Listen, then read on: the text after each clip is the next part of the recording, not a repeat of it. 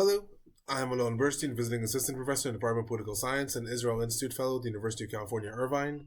Here to bring you the summary of the last 24 hours of the Israel-Hamas war. It is currently the evening of January 1st, 2024 in the United States, the morning of January 2nd, 2023 in the Middle East. For this summary and for the remainder of the week, I will be traveling, and thus I will be uploading much shorter summaries, just highlighting the general trends that are occurring for each of the themes that I discuss until I am back next week on January 8th. Starting with the hostage situation, the Saudi Asharak network reported that an Israeli delegation will be arriving in Cairo in the coming days to discuss the brewing deal. Unclear if this is referring to the Qatari deal or the Egyptian deal or some sort of combination. According to the report, it focuses on the release of 40 hostages in exchange for hundreds of Palestinian prisoners and a truce of between 21 to 30 days. The report states that the negotiations involve also focusing on humanitarian aid and allowing the internally displaced Gazans from the north to possibly return to the northern areas. However, they will not deal with the release of any of the quote-unquote heavy Palestinian prisoners like Marwan Barghouti. They are going to be part of a future deal. Following up on that, Hamas announced that it has given its comments to both Qatar and Egypt regarding the various proposals, while in Israel there is reported pessimism that the deal will be completed soon given the nature of the Hamas demands.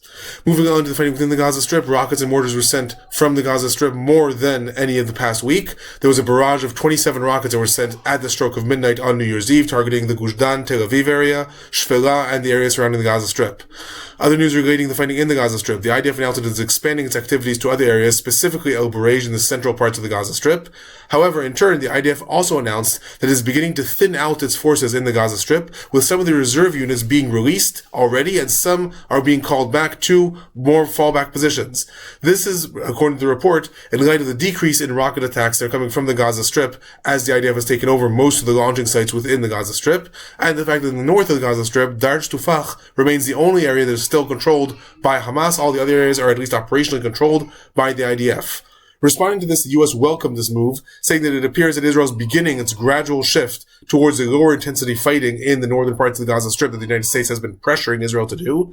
Reuters also quoted an Israeli official that stated that while Israel is going to gradually move to this next phase of quote-unquote low intensity fighting, that phase is going to last at least half a year, and it is unclear if it also is going to be extended to Han Yunis and the southern areas of Gaza as well.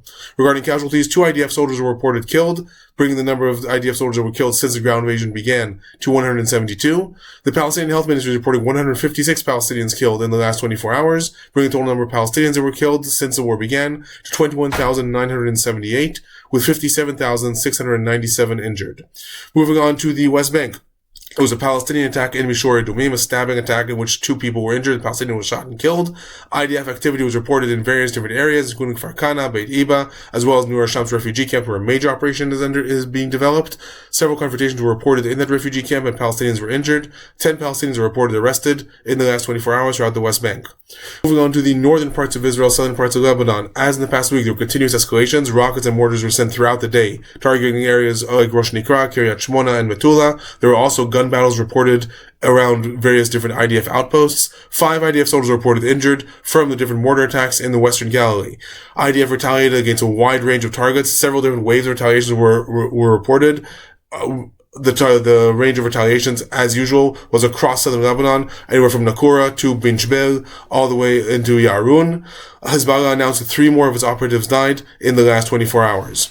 Moving on to the regional developments, the London Times reported that the United States and the United Kingdom are preparing a strike against the Houthis, and who will be given a final warning to cease their activities before this strike is carried out. According to reports, this is an airstrike that was going to be initiated by the coalition in order to target the Houthis in some sort of retaliation. This comes amidst reports today that U.S. helicopters attacked Houthi ships that were trying to take over a cargo vessel in the Red Sea. 3 out of the 4 ships were drowned, and the Houthis reported that at least 10 people were killed in this attack. Moving on to some of the political and general trends from the last 24 hours, there is growing concern in Israel about South Africa's appeals to the ICJ, the International Court of Justice. Several days ago, South Africa appealed to the ICJ, charging Israel with committing acts of genocide and asking the court to take out an immediate ruling to order Israel to cease its activities in the Gaza Strip. In Israel, there is concern that the court will determine that Israel has committed acts that violate international treaties against genocide that Israel is actually a part of, as opposed to the ICC, the International Criminal Court, which Israel in the past has simply boycotted when charges were brought up against Israel. Israel is signed on to treaties that would require them to compel to comply with the ruling of the ICJ, and thus there's growing concern.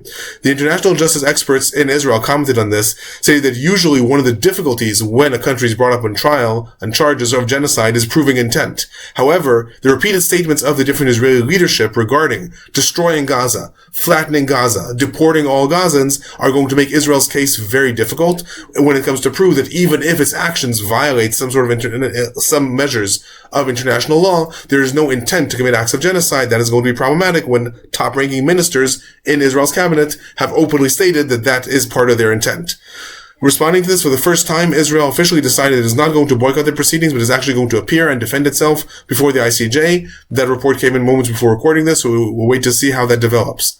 Move on to speculation regarding the future of the Gaza Strip. Amidst the political turmoil that developed last week, when Israel's war cabinet was supposed to convene to talk about the day after plan. However, then there was threats against Netanyahu's coalition, and he canceled that meeting. Then tomorrow, the expanded cabinet is supposed to talk about the day after plan today.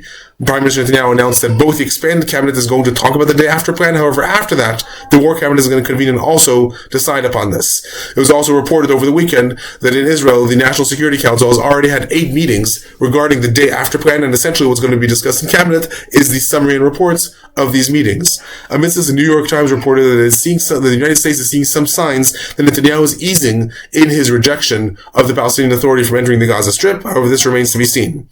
Other news reports in Israel came out that the international actors are suggesting Salam Fayyad, who's a former Palestinian Authority prime minister between 2007 and 2013, is the wanted candidate of the Palestinian who will govern the Gaza Strip after the war. Salam Fayyad, when the war broke out, was approached with this. He was also approached in the past as possibly being a figure that is considered more moderate and acceptable in Israel, may be allowed to come back and govern the Gaza Strip or take over the Palestinian Authority later. Those reports were in Israel. This led to a lot of political upheaval in Israel, with the more hawkish ministers, Bezalel Smotrich, Itamar Ben-Gvir, calling upon Israel to encourage Palestinian immigration from the Gaza Strip, saying that Salam Fayyad is just as bad as Hamas, saying that they don't want either Qatar or Egypt or anyone to govern the Gaza Strip, and both those actors, that is the finance minister in Israel and the minister of national security, stating that the answer is to encourage Israeli and Jewish settlements in the Gaza Strip as an answer to October 7th. That is my report of the highlights of the last 24 hours. I'll be back tomorrow.